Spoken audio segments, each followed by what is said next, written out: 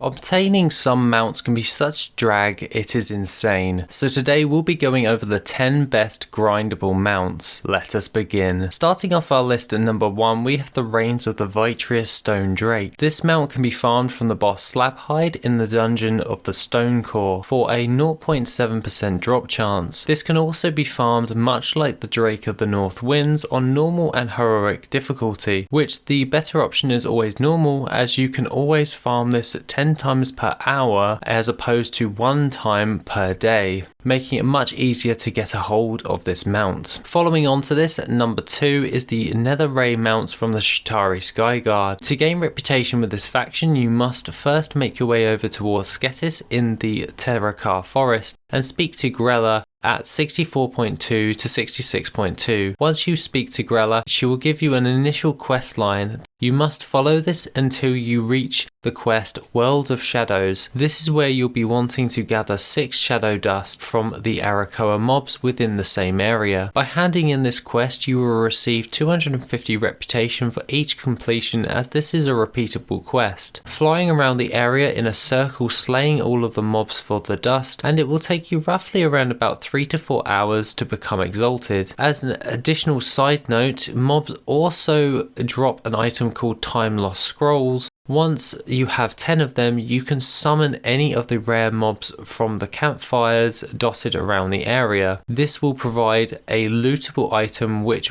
once you have gathered one from each of the rares, you can then hand them in for bonus reputation to get exalted much faster to get your Nether Ray mounts. Coming up at number 3, we have the Service Medal mounts from the Battle for Azeroth expansion. These mounts are the Sandy Nightsaber, Priestess's Moonsaber, Azure Shell Crowlusk, the Ruby Shell Crowlusk, and the Bloodthirsty Dreadwing. Service medals can be gained through either world quests on Kiltaras for Horde and Zandalar for Alliance, along with also completing war fronts for these medals. These will take you a fair amount of time in order to get a hold of your service medal mounts, but 5 is better than 1. Following on to this at number 4 is the Tollbuck mounts within the Kuranai and the Mag'har Hawks in Nagrand. Gaining a reputation with this faction, you will need to first do the initial quest line Angros's Encroachment for Alliance and the Assassin for the Horde. For the Alliance it is at 41.8 to 27.2, and for Horde is 55.0 to 36.0. After this quest chain has been completed, ending in Nagrand, you will then have already started gaining reputation. This is great, but in order to become exalted, you will be required to do the repeatable quest called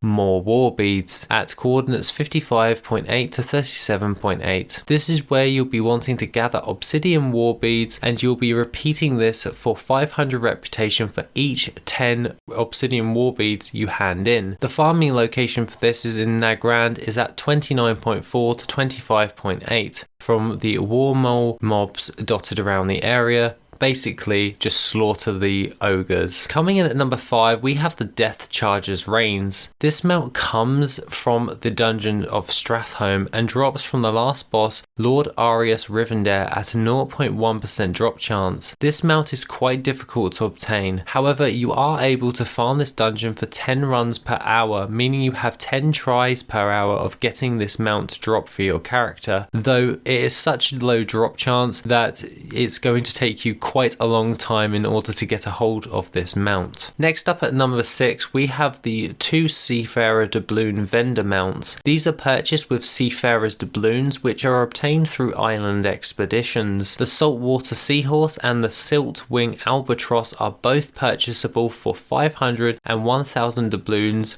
for each respective mount, and these doubloons do take quite a long time in order to get a hold of, as I'm still farming them even now. Following on to this at number 7 is the Island Expedition mounts themselves. These mounts drop from mobs within the Island Expeditions. These are the Blood-Gorged Hunter, Craghorn Chasm Leaper, Stonehide Elderhorn, Island Thunderscale, Twilight Avenger, Surf Jelly, Squawks, Risen Mare, and the 𝐂𝐨𝐲𝐸's Eternal Hound. All of these can drop from all of their respective mobs, and it takes quite a long time in order to gain all 9 of these mounts, but you get so many it's somewhat worth it. Coming in at number 8 is the mount the Wicked Swarmer, obtained through the currency Corrupted Mementos. This mount can be obtained from Wrathion for 100,000 mementos, so if you love spamming horrific visions, then this mount is definitely for you. Following on to number 9, we have the mount of the Primordial Direhorns.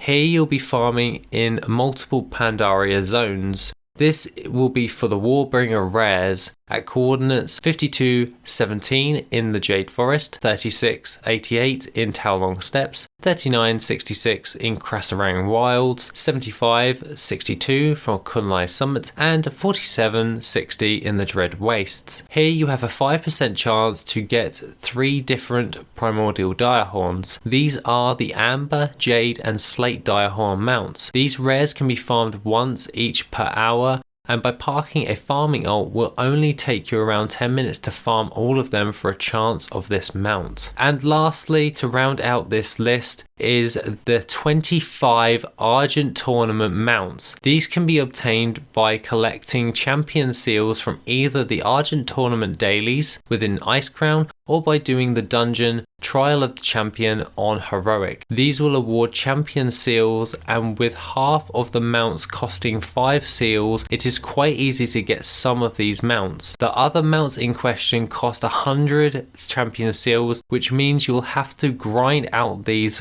for your character. I would suggest using an alt army to speed this process up, but nevertheless this will take you quite a long time. Other than that, guys, that is my pick for the 10 best grindable mounts in WoW. Have a wonderful rest of the day, and I shall see you in the next video, which will be soon.